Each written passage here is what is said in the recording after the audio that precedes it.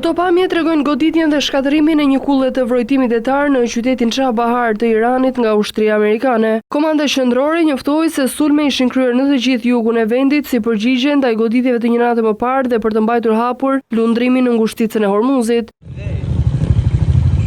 Sulmi amerikan shkaktoi dëme të rënda edhe në korridorin hekurudhor strategjik Kin-Iran, i cili përdoret edhe nga Rusia. Sa po i goditëm shumë fort, do të thoja i goditëm ca 20 herë për një.